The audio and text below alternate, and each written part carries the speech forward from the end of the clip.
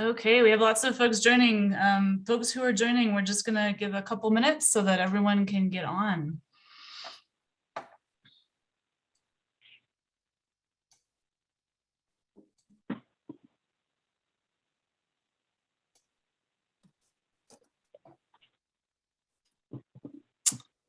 And let's see, who must be, we are recording. Okay, great. Whoops. The last time I had to do that, Amy, I started the recording like 10 minutes late. I always click the record automatically, right? Because, well, actually Julian did that for us this time because, yeah, it's easy to forget once you get going. So much pressure.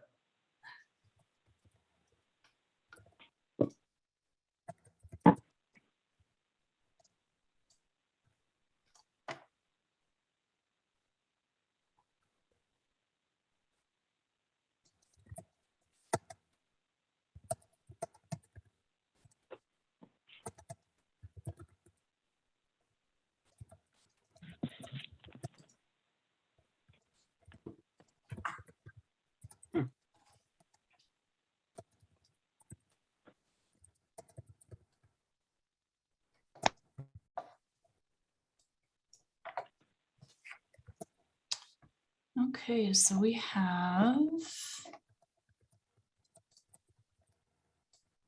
34 people. So I think we should go ahead and get started. So let's see, we've got I'm just gonna do that and get going. Well, good evening, everyone. Welcome to this community meeting on the Pueblo Alto and Mile High Neighborhoods Stormwater Interventions Outreach Project. Before we jump into our presentation, just a few housekeeping items.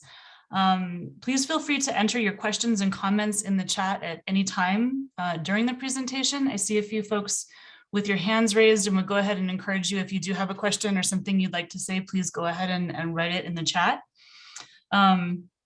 We'll be presenting for about 30 to 45 minutes, and then we'll have time to answer questions and address comments, which we'll do in the order in which they're received. If for any reason we can't get to every question tonight, we will post answers on the website within 2 days, but hopefully we'll be able to get to everything. And please note that a recording of this meeting will be posted on the website as well. So if folks miss part of it, or you have friends, neighbors who couldn't attend tonight, they can watch the recording. We really want to thank you all for joining us this evening and for your continued participation in the project. It's really inspiring to see the level of engagement from these neighborhoods, and we appreciate that. My name is Amy Bell. I'm a landscape architect with Groundwork Studio, and we're part of the consultant team with Bohannon Houston, assisting the city with this outreach process. I'm joined by the folks that you see here on the screen, who will be assisting with portions of the presentation, as well as be available to help answer questions. And I'd like to also note that we are joined by some representatives from AMAFCA in the attendees as well. So with that, let's see, I am going to would like to ask Councillor Feeblecorn if she would like to say anything, and I'm just trying to find her in the, there we go. Councillor, would you like to say anything to the group to kick things off? Yes, can you hear me? We can. Well, yeah, I just say thanks to everybody for the continued interest in this topic. This is a really important project for District 7, and I'm excited to hear more about the options from the toolkit tonight, and really looking forward to hearing what everybody thinks about those. So thanks for coming. Thanks for joining us. Now, and some of you already did this, But we'd like to hear from you in terms of who is joining us tonight. So if you haven't already, please go ahead and write your name, and you know, if you're joining us from one of the neighborhoods, Pueblo Alto, Mile High, Twin Parks, let us know where you're joining us from.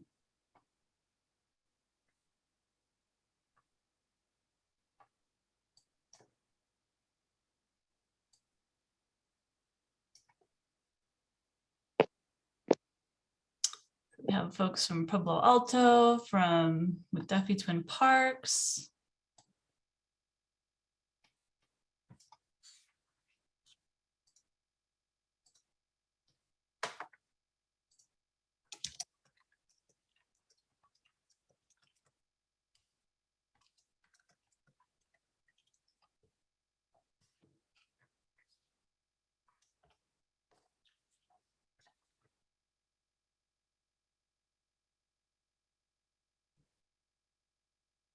Great, folks from Pueblo Alto.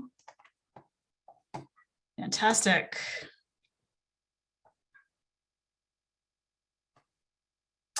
Okay. Right, in our presentation tonight, we're going to be going over the project background, the outreach process, and timeline. We'll then discuss our evaluation of existing conditions based on Bohannon Houston's research and information we've heard from neighborhood community members, including feedback from the neighborhood walking tours that were held in November last year. We'll then provide an introduction to green stormwater infrastructure and a short summary of the information within the Green Stormwater Toolkit and Glossary, both available for download on the project website.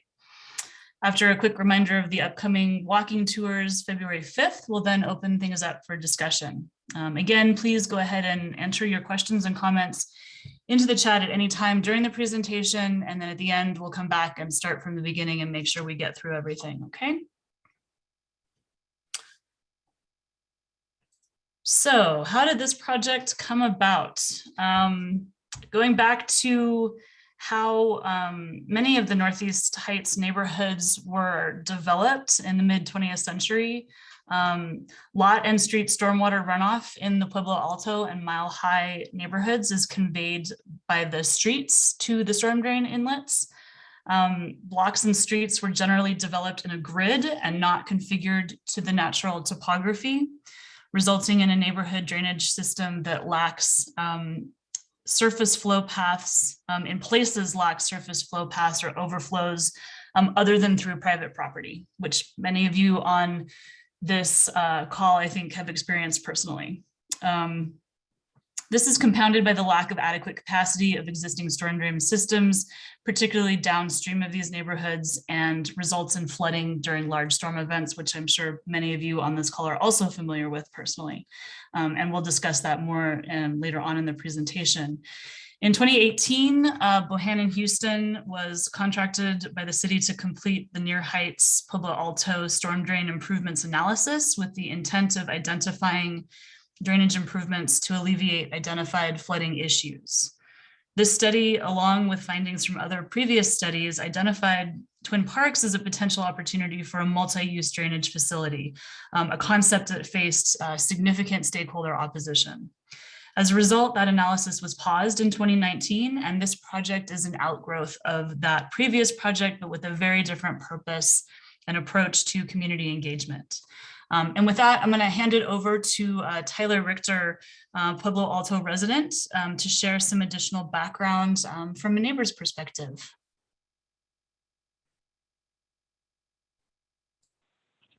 Thank you, Amy. I appreciate that. And I guess Amy went through the language of a city developer or the language of an engineer. But what's basically happened in our neighborhoods is that when they were developed, we flaunted Mother Nature, and we get a lot of water and we don't have a way to get rid of it.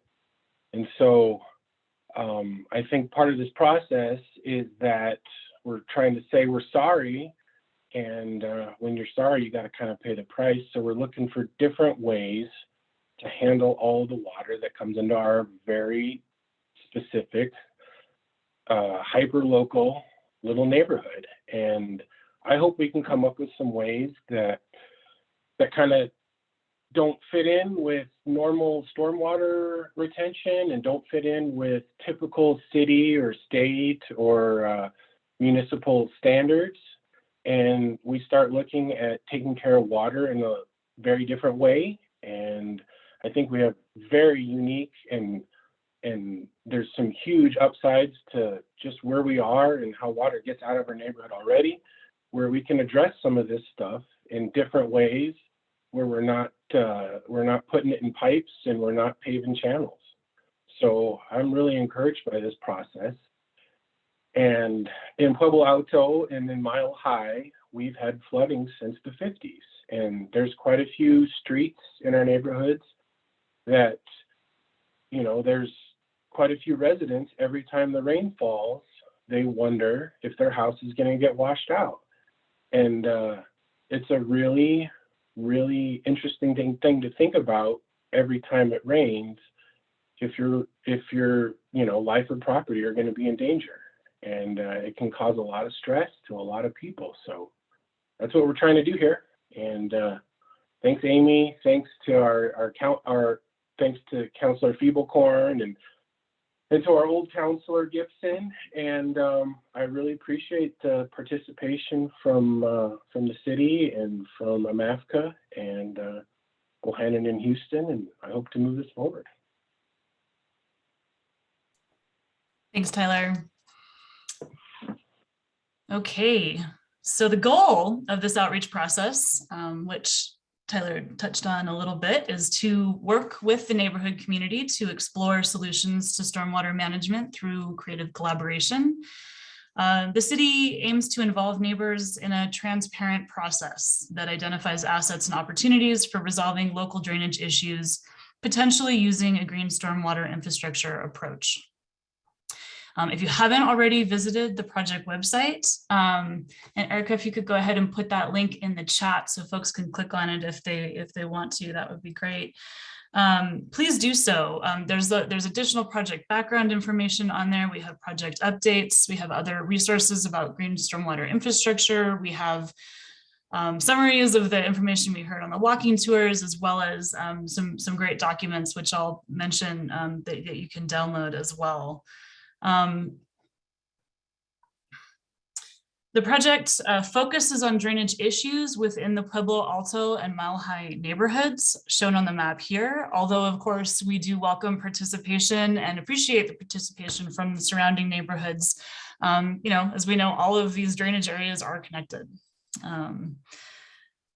We began work on the project back in September of 2021, collecting initial existing conditions information and initiating outreach committee monthly meetings.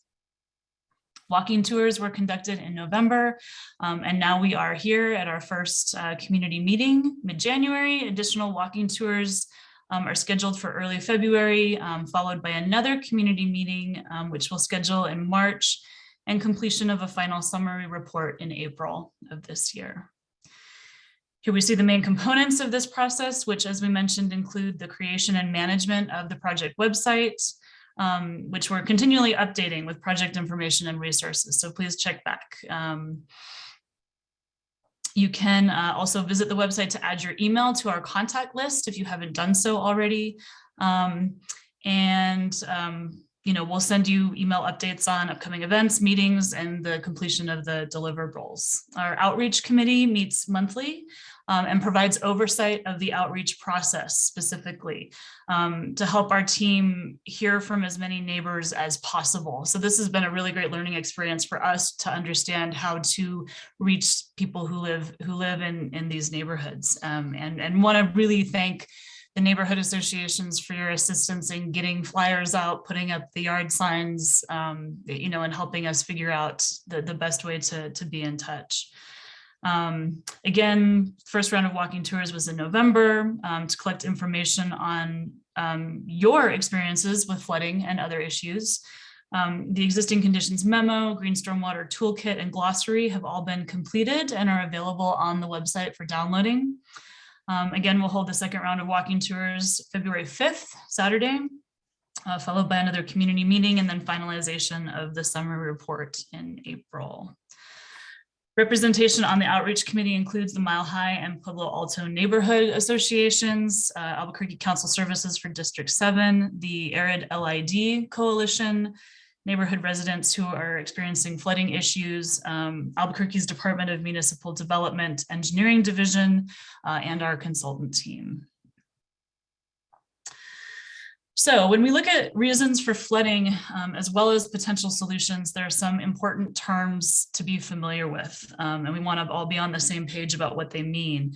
Often we hear the phrases 100-year or 2-year storm, which can be misleading because we sometimes interpret them to mean a storm that happens every 100 years or every 2 years. But in fact, they describe the probability of a particular rainfall depth to occur. So a 100-year storm, which is going to be a greater magnitude of depth, has a 1% chance of occurring in any given year. A 2-year storm, which is going to have less magnitude of depth, has a 50% chance of occurring in a given year. So as when we roll the dice, it's possible to have multiple 100-year storms within a year. It's just not as probable as multiple 2-year storms.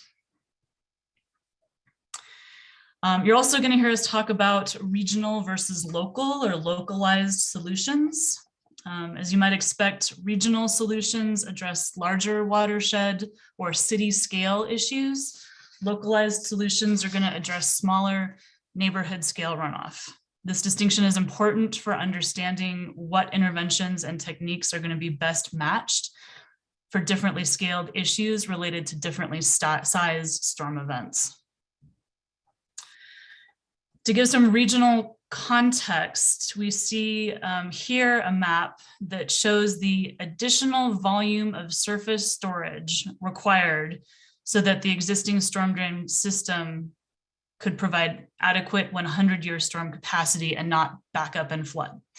So this is from a 2016 study, the San Mateo to Moon Mini Drainage Management Plan, which concluded that the existing storm drain systems along San Mateo Boulevard and San Pedro Drive are severely under capacity for existing condition 100-year storm flows. And as a result, these existing storm drain systems are unable to accommodate those peak flows from the surrounding neighborhoods during large storm events. To quantify this, the Washington corridor here and the San Mateo corridor here, where Pueblo Alto and Mile High neighborhoods are located, the red box here, require, if we combined the amount of surface storage that's needed to make it possible for the storm drains to not back up, we're looking at approximately a combined 31 acre feet in these two areas. So what does that mean? An acre foot is enough water to cover an acre of land, which is about a football field, 1 foot deep. So we can think about that as 326,000 gallons, about half the volume of an Olympic-sized swimming pool. So what we're seeing here is that the additional amount of surface or basin storage volume required for these two corridors is roughly equivalent to 31 football fields covered with 1 foot of water, or the volume of like 15 Olympic-sized swimming pools. That's a lot of water, right? And I don't think we'd be surprised to hear that this study concluded that a regional solution is required in combination with localized solutions. So we're sharing this information in order to be transparent that localized solutions like the green stormwater infrastructure interventions that we'll be discussing will not alone solve the 100-year storm event flooding issues. They will need to be implemented along with a much larger regional scale solution. That being said, localized solutions may have some ability to alleviate flooding issues caused by smaller events, right? So I'm going to hand it over here to Vince Steiner with Bohannon Houston to run us through this map that BHI has developed, looking at the localized drainage conditions in these neighborhoods. Thank you, Amy. So I'm Vince Steiner. I'm a water resources and drainage engineer with Bohannon Houston. I'm leading our Bohannon Houston team for this study. I put together this map that we're looking at here. This was put together for the existing conditions drainage summary memo that is available on the website if anybody wants to look at this in more detail. And I encourage everyone who's interested to do that, because it, like Amy said, it informs the scale and the type of solutions that will address different scale issues. Amy did a really good job, and thank you, Amy, for explaining the 100-year versus the 2-year storm, and then also the regional versus localized issues. To hit home a little bit more on that, specific to the Pueblo Alto and Mile High neighborhoods, the red arrows on this map that you see along San Pedro and then along San Mateo and then a couple along Washington, those Q100 numbers that are labeled above those are in cubic feet per second. And these are values that came from that San Mateo to Moon mini DMP or drainage management plan. So these are some pretty large numbers for this this area of the city, and it's really meant to just hit home, if you will, and put a little bit more context onto the larger scale drainage issues in the 100-year storm event. The other information that's presented on here is the black arrows and then the green dashed basin lines. So these are meant to help us all understand the drainage flow patterns within the neighborhood. And I know most of you all live in the neighborhoods and so have a good grasp of that.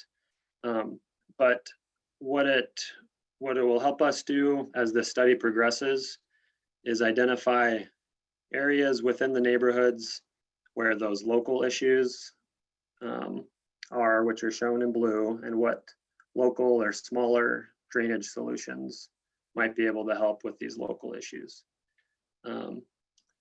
With an emphasis on, in a 100-year storm event, there's still going to need to be more traditional infrastructure, but the type of small scale stormwater interventions, the green stormwater infrastructure or GSI that we're going to talk about in a little bit, I'm hopeful has a chance to help us in the smaller storm events. And that's part of what will come next in the next few months as we develop this study further, is to look at some of those numbers. So I'll leave it there, Amy, and you can take it away. Thanks, Vince. And again, just want to remind everyone that the full existing conditions memo is available on the website. If you want to read more, it's really well written and really interesting. Next, we'd like to get back in here, run through a summary of the feedback that we heard from the neighborhood walking tours, which were really great. We learned a ton. So thank you all for folks who participated in that. Thanks to everyone who, if you couldn't come on the tours, still entered your comments in on the interactive map. We're going to do a similar situation with the upcoming walking tours where you can still provide your comments if you can't attend the particular time for the tours. But really want to thank everyone who participated. We appreciate you taking the time to share with us your concerns and ideas. It's been really helpful. So here we see where neighbors identified flooding locations, which, I think we see coincides for the most part with the map of existing drainage issues developed by Bohannon Houston. Common opportunities identified on the map by Pueblo Alto neighborhood residents include murals, permeable pavement, alleyway improvements, community gardens and parklets, berms and swales, and stormwater bump outs. Common opportunities identified on the map by Mile High neighborhood residents include rainwater harvesting, stormwater catchment medians, more trees, I love that one. A green space corridor, and again, berms and swales and stormwater bump outs. So again, these are things that were suggested by folks in the neighborhood who entered comments in the map. And these are just kind of a summary of the things that we saw repeated over and over again, right? So further commonly expressed ideas and suggestions from both neighborhoods include a demonstration green stormwater project, alleyway improvements, permeable pavement and driveways and parking lots, swales, buyout of vacant property to create a small park, trees and green space, rainwater harvesting and permeable pavement at residences and apartments, and addressing safety needs for pedestrians. So these are all great ideas. Again, thank you everyone who participated in sharing your thoughts and suggestions. We want to be clear about an important distinction as we review these suggestions, right? We see some of these interventions can happen in the public right of way, things like stormwater bump outs, alleyway improvements, purchase and conversion of vacant lots into green space by the city. Some are things that would happen on private property, like harvesting rainwater from a rooftop or replacing a driveway with permeable pavement. So it's really important to understand that the city cannot support individual improvements on private property or for private entities because that would be in violation of the state's anti-donation clause. The city can only maintain installations that are within the public right-of-way or on city property. So anything that's suggested as an improvement to a residence or yard, we need to remember that it would need to be installed and maintained by the property owner or resident. That goes for businesses as well. Okay, so we've heard this term a lot already tonight, green stormwater infrastructure. What is it? In their publication, Green Infrastructure for Southwestern Neighborhoods, the Watershed Management Group defines it as constructed features that use living natural systems to provide environmental services such as capturing, cleaning, and infiltrating stormwater, creating wildlife habitat, shading and cooling streets and buildings, and calming traffic. So this is a strategy that a growing number of communities are using to manage stormwater more sustainably, while using that water to grow vegetation that provides a lot of different benefits. But again, I think it's important to remember that this green stormwater infrastructure does not replace, conventional drainage infrastructure. These are things that work together.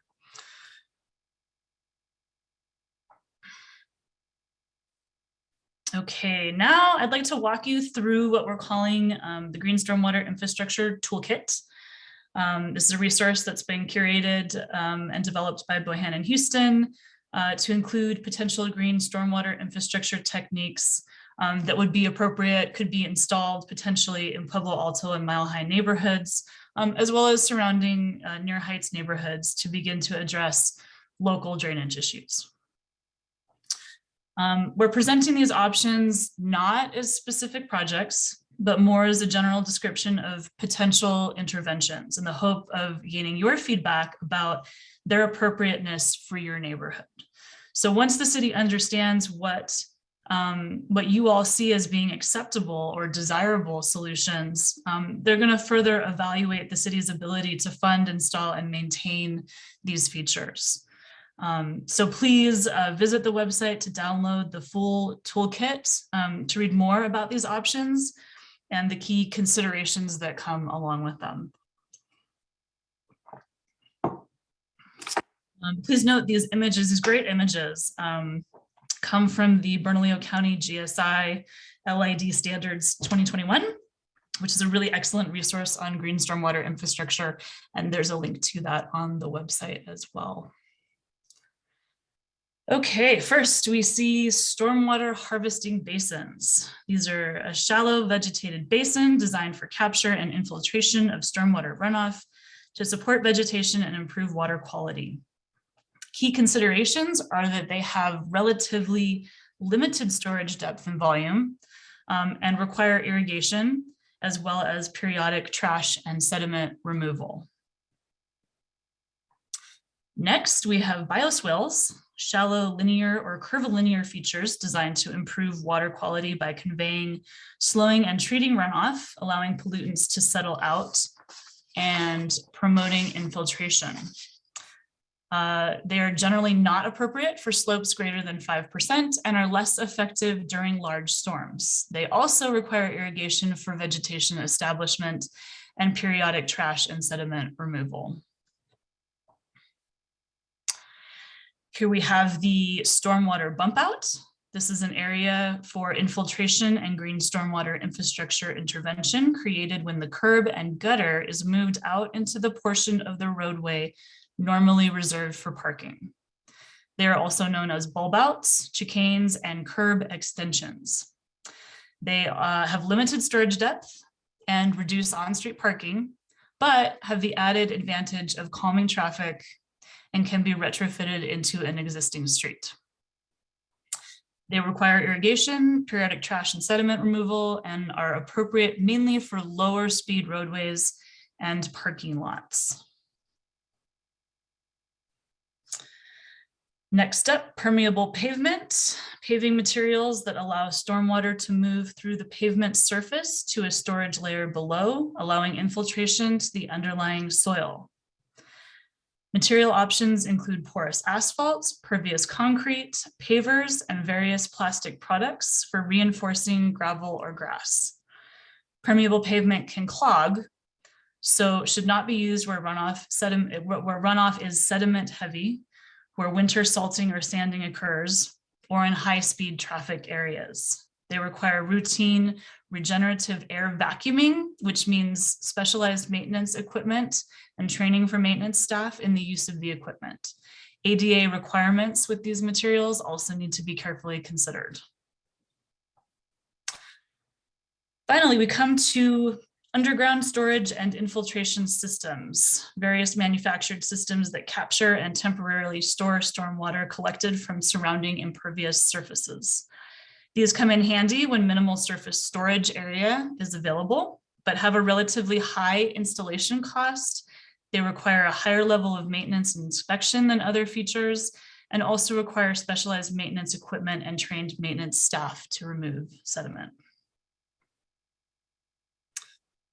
It's helpful to think about some of the other benefits that these techniques might provide, including opportunities for creative placemaking and beautification, urban wildlife habitat creation, traffic calming, water conservation, reduction of urban heat island effect, increased access to outdoor spaces and associated improved health outcomes, and increased property values. Okay, as we wrap up the presentation portion of the meeting, I would like to invite everyone to please join us for the second round of neighborhood walking tours to be held Saturday, February 5th at 12:30 p.m. for Pueblo Alto and 2:30 p.m. for Mile High. And we're going to be meeting at the same locations that we did last time. For Pueblo Alto, we'll meet at Marble and Truman. For Mile High, we'll meet at Marble and Cardenas. And similar to the last walking tours, we'll have the ability to enter information in on the interactive map to document comments. The purpose of the tours is going to be to further explore these potential drainage solution techniques and their particular pros and cons, while considering potential locations where they could occur within the neighborhood. An example would be, I think in Mile High, we looked at some certain sections of La Veta where there are no driveways. So that might be a great opportunity for the stormwater bump outs, right? Because we don't have a lot of people parking there either. Okay. Really appreciate everyone's attention and patience. Again, want to note if anyone joined late and you missed part of the presentation, we are recording it. It will be posted on the website. And now we're going to shift over to run through questions and comments. And so please add yours as we continue the discussion. So I'm going to scroll back up to the beginning, bear with me. Okay, let's see here.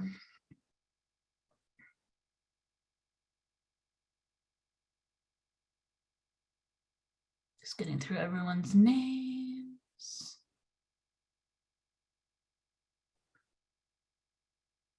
Okay, here we go. Have you identified specific locations for green swells, permeable pavement, and other so-called green infrastructure? Where those are located on private property, have you secured permission from those private owners? So again, no, we have not identified specific locations for any of these proposed interventions. That is something that we will be, again, exploring as part of the walking tours. Again, the city is unable to install or maintain any of these installations on private property. Next question, how many gallons of stormwater will be retained on these swells, permeable pavement, etc.? I would encourage you to look at the toolkit. I'm not sure that we have, there may be specific information on volumes in the toolkit. And Vince, I'll let you address that in a moment. But we do have, in the toolkit, there's a really great comparison of, the different interventions and the amounts of the volumes that can be stored. Vince, do you want to add anything? Sure. Like you did, the emphasizing the toolkit and how that has kind of a high level summary relative comparison between the different features, which hopefully will be helpful. To the specific question, it really depends on the size, the topography, so the slope of a road. It depends on the site specific characteristics essentially. In general, it will be typically, so for a bioswale or a stormwater harvesting basin that has some retention to it, that typically will not be more than 6 to 9 inches of depth. So then that over the footprint can give you somewhat of a sense. It's certainly much less than the 31 acre feet of water that the AMAFCA study identifies is needed across the two corridors. So that's kind of the big picture response. Great, thanks, Vince. Okay, next question. How does the total compare to the amount of stormwater expected from all sources? I think that you addressed that, Vince. If the green total does not match the overall maximum total from all sources, will then the engineers be given a free hand to devise ways of making up the difference? I think the answer here is that we know that a combination, again, of a regional citywide scale solution is needed, but that can be done in combination with these other interventions. And I think, to the comment of a free hand, I think, I think the city certainly wants to work with communities to develop solutions that are acceptable and desirable, and that process will be followed. I don't know, Vince, or if you want to add anything to that. I'd just add that this current study of these two neighborhoods is really specific to small scale or localized interventions and evaluating what kind and where those would be acceptable to the community, and then the impact on different storm events. It is not then the next step of what could be done for a 100-year storm. That would be something down the line in the future that could be pursued. Thanks, Vince. Next question. All 3 Mile High flooding events last year came in very hard rains of 1 inch in a half an hour. Would you consider these 100-year events? I will have to defer to the engineers to answer that one.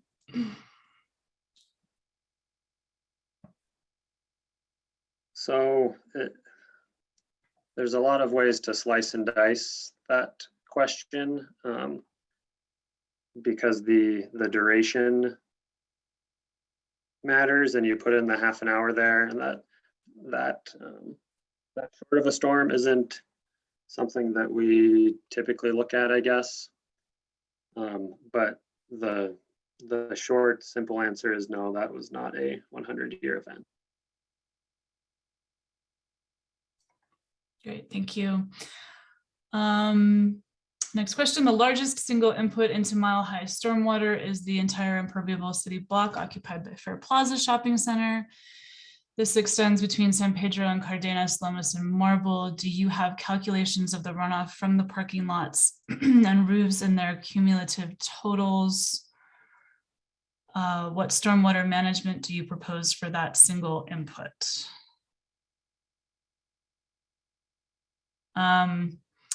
I guess I would say I don't know, and I think Vince, jump in if you do. I don't know that we have calculations specifically for the runoff from Fair Plaza. We may, but as far as stormwater management to address that single input, that's not really the purpose of this outreach process.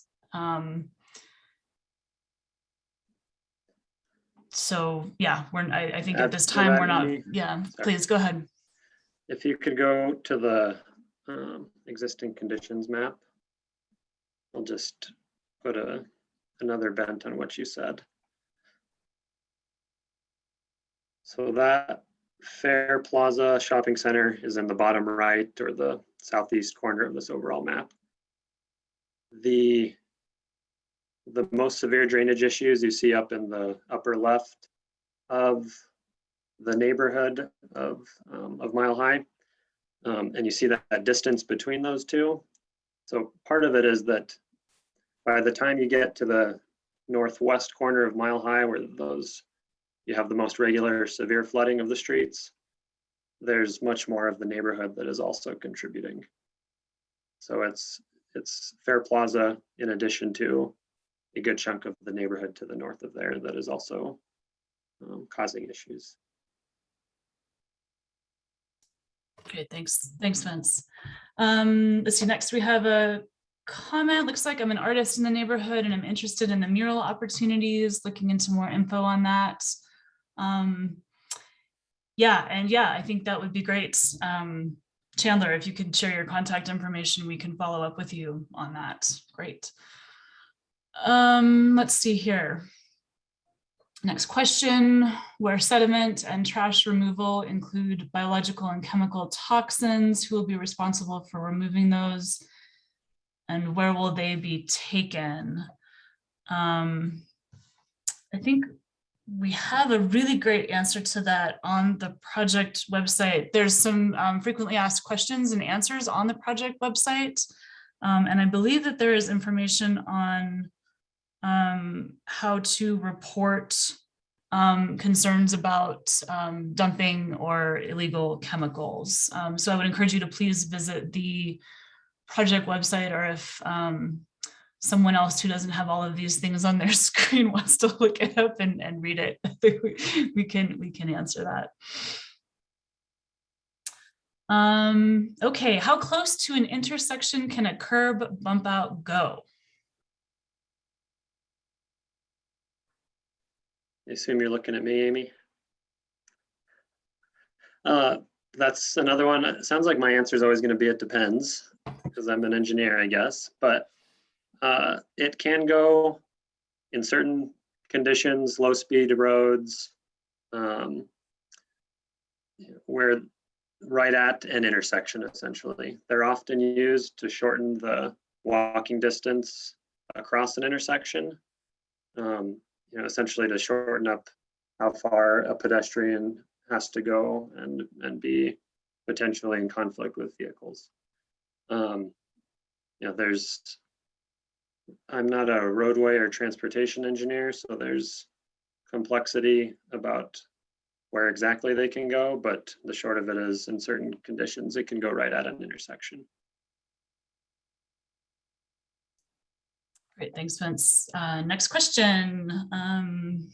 What about the benefit of recharging the aquifer with stormwater runoff? Important in the arid Southwest. Absolutely, Bill. I think we should add that to the list of benefits, no doubt. And from Jeffrey, green space on La Veta from El Encanto to Mountain. And I believe that was something that we did talk about on the walking tour, you know, as a space that might be looked at, you know, either for the stormwater bump outs or potentially to even, you know, vacate the right of way and have that be a park. And so that is certainly something, it's an idea that we're documenting as part of this process. Let's see.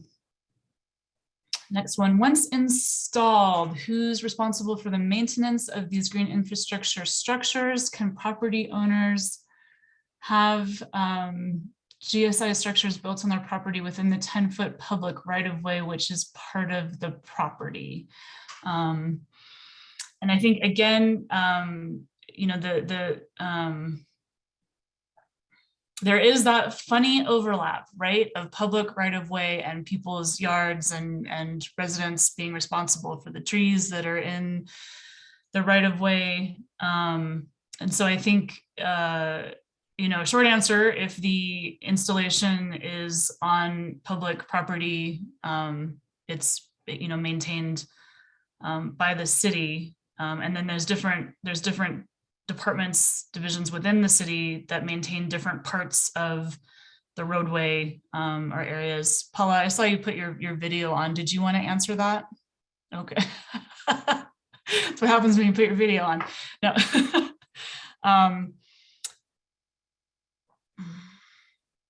I think, you know, I think the city wants to be very careful about doing any kinds of installation on private property, in someone's yard, even if it is within the public right of way. Okay. I wonder if the city made big swales or French drains in the alleys of Pueblo Alto, would the residents still have access to the alleys for backyard gates? Great question. I think certainly, you know, working with residents who have access from the alleyways would be part of any kind of proposed project like that. So if residents wanted to maintain that access, I imagine that the, you know, design would be done in a way so that that access still could be provided.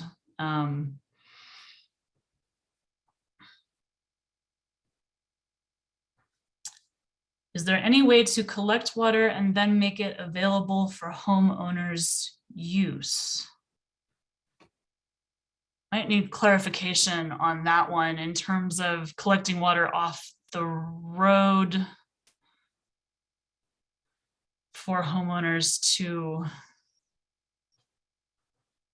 use. I don't, ask this here. Susan, if you wouldn't mind, if you could clarify how, like where you want to collect the water from and what you want to use it for, I think we may be able to give you a better answer.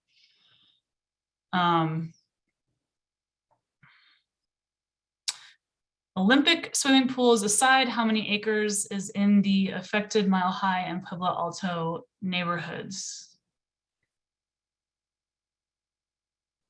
Can you provide an understandable map of what the 31 acres is? I don't know, Vince, do we have an idea? I mean, I think you know, we're working with existing previous studies and I don't know that, I guess I'm not even sure that it would make sense to pull out the amount of surface storage for Pueblo Alto and Mile High specifically because it's related to the storm drain system.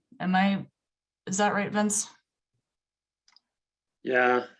And another way to put that is that the AMAFCA study that mentions the 22 acre feet and the 9 acre feet doesn't identify specific locations within those north to south corridors for where that is needed. Yeah, it's just not that specific. So as far as if that's the question for the first sentence there, you know, the previous study is not that specific. In terms of an understandable map of what 31 acres is, if that's to kind of visualize what 31 acres looks like, these this study area, so the two neighborhoods together are about 320 acres, which is 10 times that 31 or so. So maybe that helps. Yeah, or again, an acre is about a football field, right? So. And I guess just I'll chime in here. You know, this is all about scale, guys. Sorry to interrupt, Amy and Vince, but it's all about scale here. And the 31 acres doesn't relate to 31 acres of real estate. It's just an expression of volume. It's 31 acres with a foot of water on top of them. And then try to express to everybody the reason why what we're doing here excites me and why it's special and why it's different is because we're localizing these agencies' idea of stormwater management. And so, you know, AMAFCA, the city of Albuquerque, the agencies that handle water for the entire metro area of Albuquerque, they don't look at water issues and flooding issues on this small of a scale. And so what Amy is trying to do and what Vince is trying to do is really narrow in on a very specific area, and it's new for all of us. And so we're all just trying to come up with language, and we're all just trying to come up with ways to talk about water and how we handle water. And this is kind of our first stab at it. And so I think all your guys' questions are great. And I think one of the ones I wanted to speak up on earlier was when we talked about, you know, the 3 storms that happened this spring and how there was flooding for each one of those storms. And then Vince let us know that, you know, those are not 100-year storms, but those are the exact kind of storms that we're trying to deal with what we're doing here today. So I'm just trying to kind of bridge the gap here, Amy and Vince. And so that was great. Thank you, Tyler. Appreciate it. Vince, go ahead. Yeah, I was going to say the same thing, that, yeah, that's really helpful. Like you said, we're all trying to figure out the right language to communicate some new concepts in terms of being new somewhat for Albuquerque. Yeah, and it's, you know, we're feeling our way through this, and Tyler did a really good job of bridging the gap. That'll continue to need to be the case. I'll try to do my best over the course of the study to continue that. His emphasis and distinction on local and you know, specific locations, and trying to do something that's a smaller scale than what is typically done at by the city or AMAFCA is right on.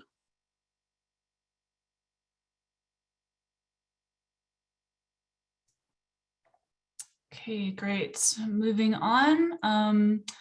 I like the idea of narrowing those wide streets that don't have driveways, for example, La Veda, for green space, pedestrian-friendly use, etc. The speeding as well as flooding is a real problem in this corridor. Yeah, great. Thanks for reiterating that. And I think that was something we looked at on the neighborhood walking tours, as well as, you know, the situations where you have streets, you have through streets, and then you have streets that have stop signs, and, you know, potential confusion around that, or people running stop signs as a result of that. So folks, be reassured that we did document those concerns as well.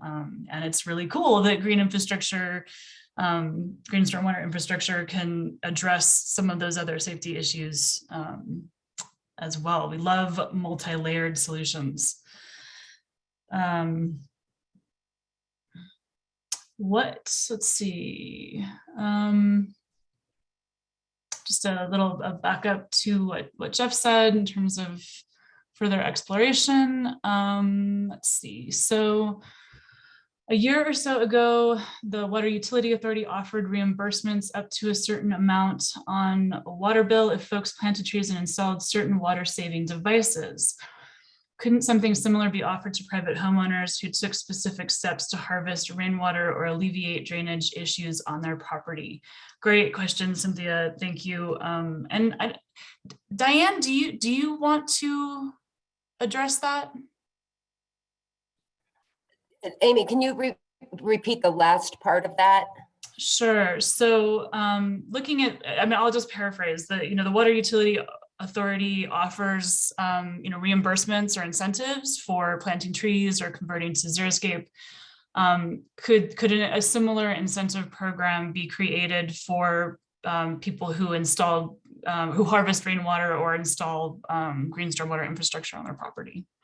I think that's something that could definitely be explored with the Water Authority and or other interested agencies. I know also that the Bernalillo County has neighborhood grant programs where for various different projects, including in street tree planting. So that's something that can be explored. I'm not aware of any such program at this time, but I think that that's something as part of this process we need to note and that we need to follow up on and see if whether the city or the Water Authority or some combination of entities could work together to come up with some sort of incentive program along those lines.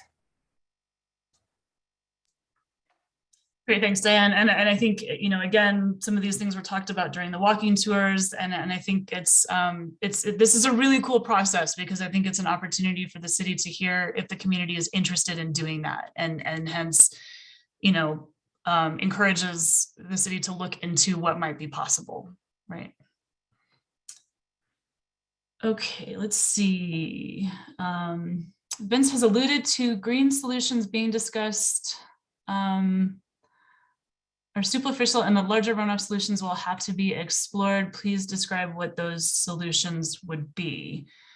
Vince, do you want to take that one since it was directed at you? Sure. So remember in the context of for a 100-year storm event, which is what AMAFCA designs for and protects the metro area against. So that larger storm event, keeping that in context. What is most likely is some sort of storage, a large storage facility,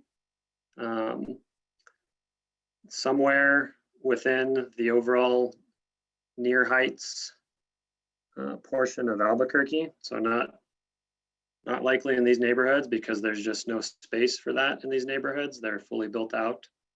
But essentially the issue is that the storm drains in San Mateo and San Pedro are, for a 100-year storm event, will be full when the runoff from these neighborhoods needs to get into them. And so it's likely storage systems or facilities upstream of this. AMAFCA, and I think partnered with the city, is in the process of a project that's part of the overall long-term solution. I don't know the details of that, but essentially large flood control storage facilities that make it so that these storm drains can accept runoff from these neighborhoods.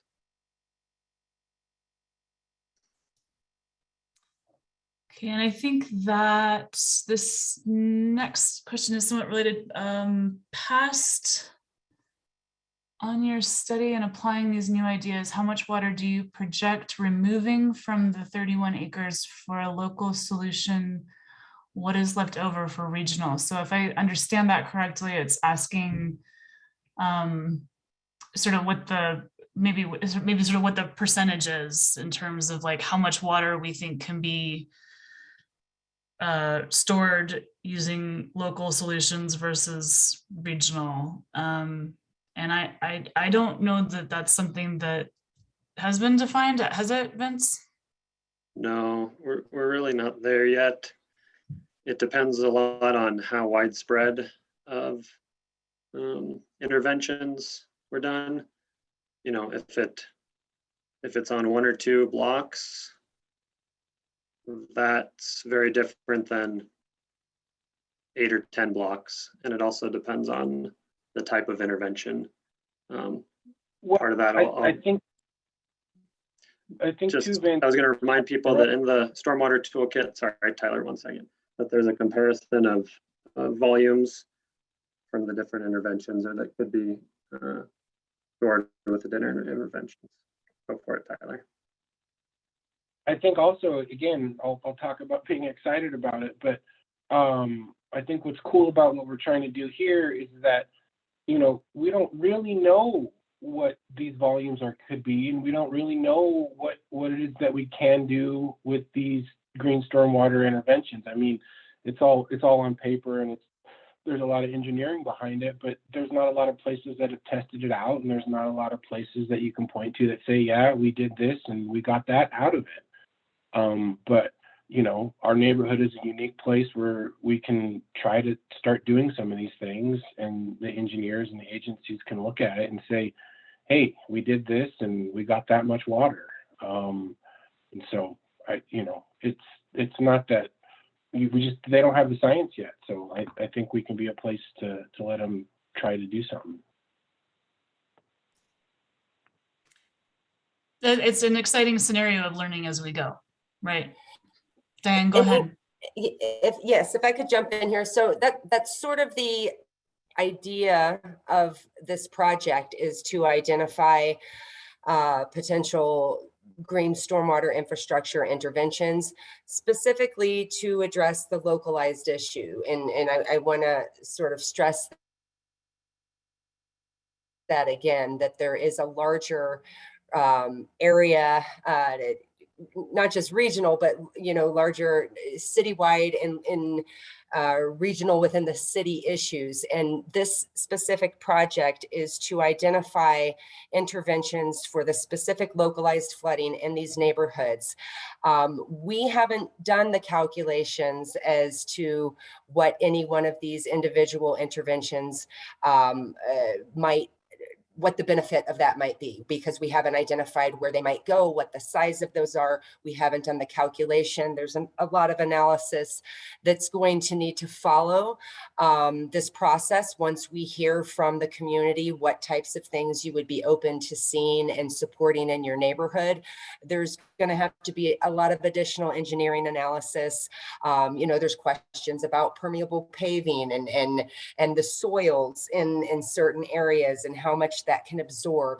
So we don't have, at this point, a lot of the answers to the technical questions that people are answering, because we've sort of approached this from a backwards process from what we have traditionally done with stormwater infrastructure projects, which is identify the amounts, the needs, how do we fix it? This is what we're going to do. We take it to the neighborhood and we present it and say, this is what we're going to do. So this is sort of flipping that on its head and saying, okay, what are the types of interventions? We are definitely focusing this on this project on a very localized issues versus the wider regional issues.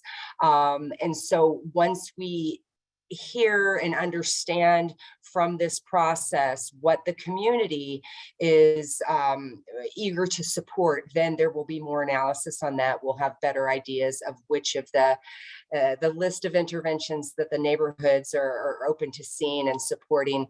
We'll have a better idea of what the impact of each one of those would be. And while we don't expect any of these smaller localized green infrastructure interventions to solve the larger problem, every little piece that we can chip off, every amount of storage that we can add does contribute to a wider solution. So again, I don't like that we can't answer the specific questions, but I also like that we can't answer it, because that means we haven't decided, we haven't identified, well, this is what we should do. We're using this process to hear from the neighborhood what types of things you would like to see, that you would support in your neighborhood, specifically to address these localized issues. And then there will be more analysis on what the benefits of that will be, the effectiveness, the feasibility, and then from there, how does that benefit the larger picture? Awesome. Thanks, Diane. Let's see, moving on to the next comment from Cynthia. Mile High and Pueblo Alto did participate in the tree planting initiative, neighborhoods, right? Thanks to a grant from Councillor Gibson 2 years ago. So yeah, I think that neighborhoods, I think, is a really cool example of how the city has listened to neighborhoods asking for trees and figuring out ways to work within that squishy area of people's front yards and public right of way, because it is tricky. If some of these ideas were implemented in McDuffie Twin Parks neighborhood, would that help, especially between Washington and Twin Parks? I think going back to what Diane said, I think the short answer is every little bit helps, right? So yes, it would probably help. We don't exactly know how much yet. Let's see here. Currently, one cannot receive credits for xeriscaping unless one waters their property, even if the turf is Bermuda grass and it's costly to maintain. It's expensive for the average homeowner to capture water runoff effectively. Great point. Let's see here. Question, what is GSI? GSI is an acronym for Green Stormwater Infrastructure. Oh, Erica answered that one. Thanks, Erica.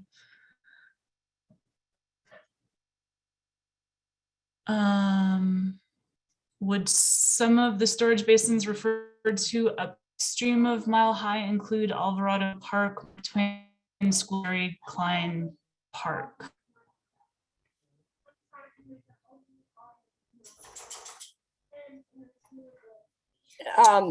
Amy, if I can just jump in on that, I don't think that any, at this point, that those have been suggested through this process is possible intervention points. So right, yeah, we're not really not looking at that. Right, we're not necessarily looking outside of this area, but that's not to say, and sorry, still have my video off. That's not to say that in the future, that interventions there might be considered, but we came into this with no preconceived notions or solutions or locations. We really wanted to, like I said, kind of start this from scratch as a community informed process to help us understand where we should be looking and where we might put these, apply some of these interventions where they would be appropriate and where they would be supported by the community. But that is not to say that in the future that other sites might not be considered for some of these interventions as well. But as far as I'm aware, these that are being mentioned right now have not come up or been identified by the community. We are looking more directly within the boundaries of this study. We would consider things, sites outside of these boundaries, but I don't believe that any of those to date, and Amy, you can correct me if I'm wrong, as far as what's been put on the map, I don't think any of these have necessarily been identified to date as a place that people would be interested in us exploring. Right, you're correct, Diane. Everything that we've collected information on in the map, it is located within these two neighborhoods. Okay, next question. The city installed a previous paving system on the 4th Street Northwest in Los Ranchos. Okay, so actually to clarify, it was the village of Los Ranchos that did this installation on North 4th Street. They do have permeable pavements in the installation. Is there any data about the impact of that project? I don't know the answer to that. I'll open it up if other panelists know, but I think, Bill, that's certainly something that we can look into. If we don't know the answer to that, again, that's a Village of Los Ranchos project and not a city project. I thank you, Bill, for bringing that up, because I do think it's a good idea for us to contact them. I don't know if they have tracked any impact as far as the permeable pavement, but that's something that I'm absolutely willing to reach out to the Village of Los Ranchos and see what sort of information we can get from them on that. One thing to keep in mind with respect to permeable paving is there is there's a role that the soil that you're installing it on top of plays, and the permeability of that soil and the ability of it to percolate.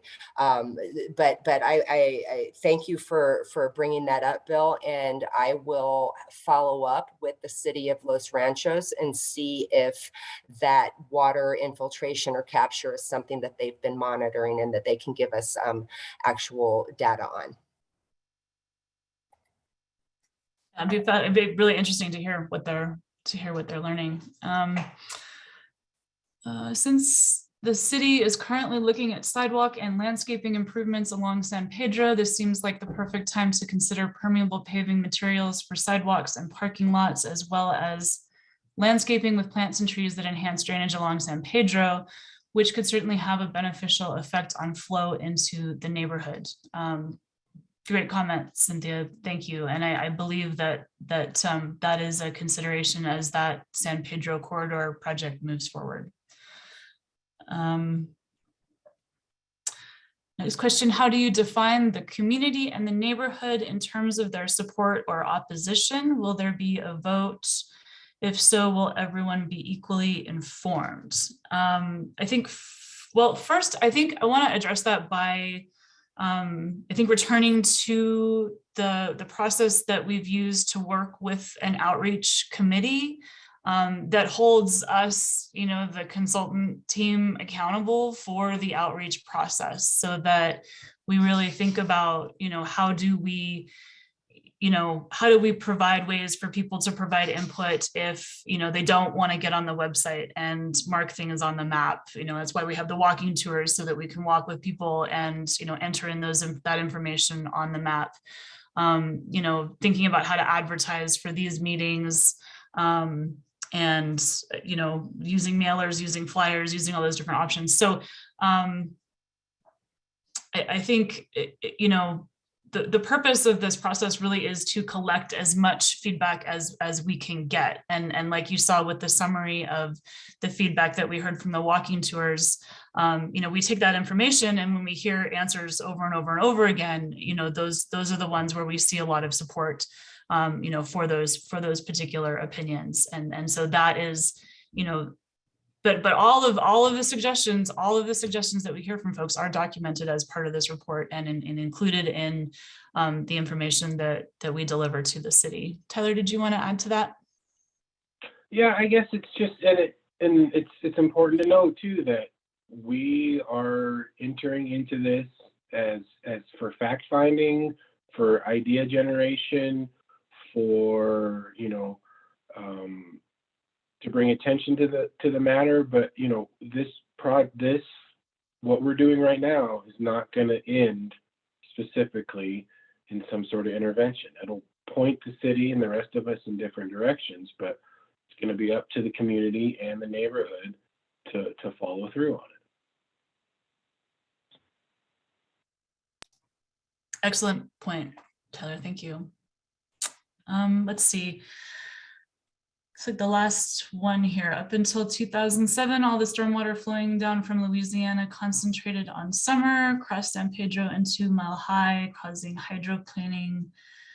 The city installed 3 storm drains on the east side of San Pedro to intercept these stormwaters. Would future solutions consider similar interventions for stormwater entering from outside the neighborhoods? I'm going to try to answer that in that I think installing additional storm drains may not help the flooding issues, because the drain system is full when we have flooding. That's, not personally being totally familiar with these exact locations. I think, I don't know, Vince, or does anyone want to? I'd just add or support what you said, essentially, that that's the basic large scale issue with this area, is that the storm drains don't have additional capacity in general. You can kind of think of it like, no, go ahead. Sorry, Vince. You can kind It's of think of it like you're in Miami and the ocean's rising and the stormwater, there's nowhere for the water to go. There's no outlet for it when we're flooding. And so that's why these localized solutions are such are kind of the solution for right now, until the city and everybody, until a regional solution is brought forward. But those are decade-long, 20-year-long planning and implementation processes. We're trying to shortcut it. Thanks, guys. Let's see. Chapter 22, section 11 of the DPM lists permeable paving as an alternative for stormwater control. How could the city encourage new developments, such as the redevelopment of Carlisle Indian School Northeast for Whole Foods, to pave their site with permeable paving? Amy, if I can, I just want to Please. say that's a great question. And thank you again, Bill, for bringing that up. I don't know if that's something that's in discussion, but that is something that I would be happy, that's a policy question. That's something that the council as a whole would probably have to consider, but I would be happy to explore options for that and get answers back to this group as far as what options there might be for the city to do that. Again, that would ultimately be a policy question and not something that could necessarily be addressed through this process. But I think it's a great big picture, long-term idea, and I will follow up on that as well. Thank you for that. Thanks, Diane. Let's see. Vince, do you have any idea of how many of these GI structures are needed to reduce the amount of water entering the storm drain? And Vince, I'll let you add to it, but I think, again, I think any of these structures will reduce the amount of water to some extent. But as we haven't really figured out, what exactly, how big these structures are, where they're located, I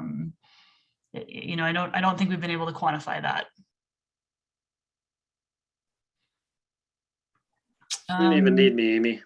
I don't know about that. Based on the map, it looks like summer is an issue for both neighborhoods, as Mile High feeding into the flooding in Pueblo Alto. And Tina, I think I skipped over your question earlier, and I apologize. I'm looking at a lot of things, so I am sorry that I missed that earlier. I think we when we did the walking tours, we heard, folks talk about seeing water travel over San Mateo from Mile High to Pueblo Alto. So I think that is certainly a possibility that is happening. I'll let Vince as the engineer respond, but my understanding through this process and conversations is that yes, absolutely. Interventions that we can apply in Mile High are also going to benefit Pueblo Alto because the water is flowing westward from the Mile High neighborhood into Pueblo Alto. That's one of the reasons we were able to include the Mile High neighborhood as part of the study, because the funding source was for Pueblo Alto flooding. But we do know that that water is crossing over San Mateo and entering Pueblo Alto, and therefore contributing to additional water in that neighborhood. So yes, interventions in Mile High will have a benefit to Pueblo Alto. Not to say that we won't also still have to do things in Pueblo Alto, but the water, any water that we can keep from traveling from Mile High to Pueblo Alto is obviously going to benefit both neighborhoods. Yeah, I agree with both what Amy and Diane said. Those were good summaries. One thing that I want to clarify, I guess, is the red arrows that are shown on the map that's up, that come from that AMAFCA study. Those are not meant to represent a point location where flow is crossing San Mateo, because of the scale of that study, it really doesn't identify a specific location, but it identifies, yes, that flows in a 100-year event would cross San Mateo in various locations essentially, and that's the total of what it estimates. So that's kind of the engineer's bent on what Amy and Diane were saying. That's helpful, Vince. Thank you. Let's see. I see Jeff is just reiterating that the drainage system is at capacity, and so these are alternatives that could be implemented sooner than the larger infrastructure improvements that are very expensive and take a while. Let's see. If climate change combined with monsoons creates flooding not anticipated by this study, will the city take responsibility for those damages? I think this study is, to clarify, this study is not anticipating certain amounts of flooding. With the work that we're doing right now, I think, again, to be very clear, is really an outreach and an educational process and it's a listening process where we can all kind of learn together about these different interventions and hear from the neighborhoods what is acceptable to the folks that live there. Jeff is offering an apology. Go ahead, Diana. Just add on to that, I don't think that anybody here is in a position to respond to that question. I know that would be something that the risk management division would consider, and I'd be happy to connect anybody who wants to ask those questions. Although risk management typically responds to specific incidents. So, for example, back in 2006, when the Barelas neighborhood in Martinez town flooded, people were displaced from their homes for months. They were uninhabitable. I don't actually know what responsibility or what role the city played or what sort of compensation, if any, there was. That's something that was handled exclusively through the risk management division. I don't want to dismiss the question. I just want to point out that I don't think there's anybody here tonight that can specifically respond to that. But if somebody would like to talk to our risk management division or our legal department, I'd be happy to put them in contact with somebody there. Thanks, Diane. And we have Mile High neighborhood is offering Pueblo Alto an apology in that they do not mean you harm. One of the things that I think has been so interesting about this study and looking at where water flows is just how all of it is so connected.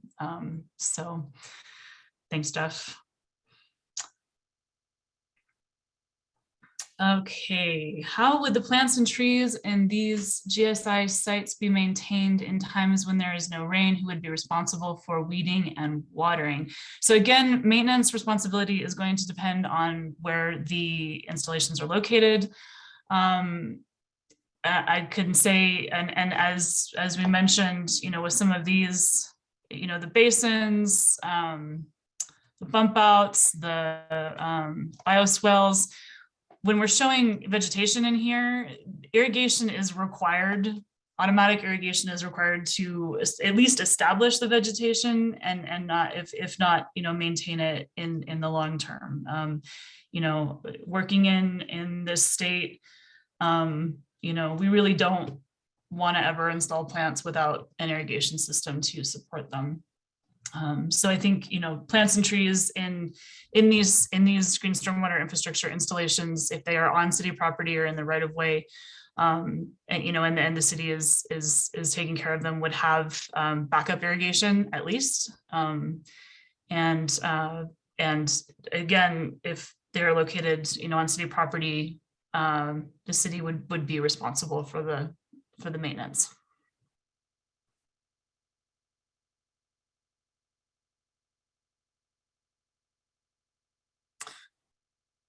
I'll just give another minute or two. We got a comment from Tina. The website has a lot of good information and can help answer questions too. Thank you for putting all the information together. Thank you, Tina. Yeah, appreciate that plug for the website, because there is a lot of great information on there.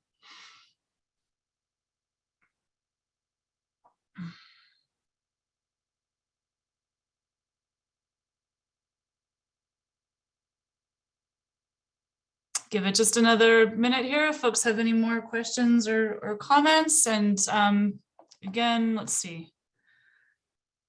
Oh, Erica, can you put the website link in the chat again? Sure, no problem. Thank you.